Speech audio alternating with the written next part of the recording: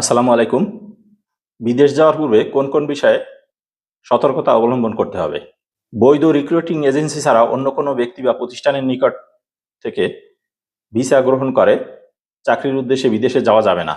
দালালের প্রলোভনে ট্যুরিস্ট বা ভিজিট ভিসায় কাজের উদ্দেশ্যে বিদেশে যাওয়া যাবে না।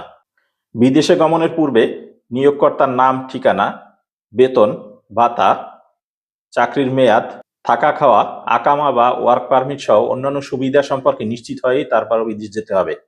বহির্গমন ছাড়পত্র ও গন্তব্য দেশের টিকিট ছাড়া কর্মসংস্থান ভিসায় বিদেশে যাওয়া যাবে না। জলপথ, স্থলপথ কিংবা হেঁটে সহজে বিদেশে গিয়ে কাজ পাওয়া যাবে দালালদের এমন প্রলোভনে পড়ে বিদেশে যাবেন না। বৈদেশিক কর্মসংস্থান মন্ত্রণালয়ের নির্দেশনা অনুযায়ী নিয়োগকারীর সঙ্গে কর্মচুক্তি স্বাক্ষর নিশ্চিত করেই বিদেশে যেতে হবে। ভিসা, কর্মচুক্তিপত্র, নিয়োগ ও রিক্রুটিং এজেন্সির ঠিকানা সহ যে দেশে যাবেন সে দেশের বাংলাদেশের দূতাবাসের ঠিকানা ও যোগাযোগের নাম্বার আপনার সাথে রাখতে হবে।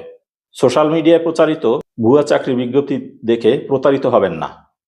রিক্রুটিং এজেন্সি বা নিয়োগকর্তার তথ্য প্রবাসী কল্যাণ ও বৈদেশিক কর্মসংস্থান মন্ত্রণালয়ের ওয়েবসাইট থেকে দেখে ভালো করে যাচাই করে নেবেন। ধন্যবাদ।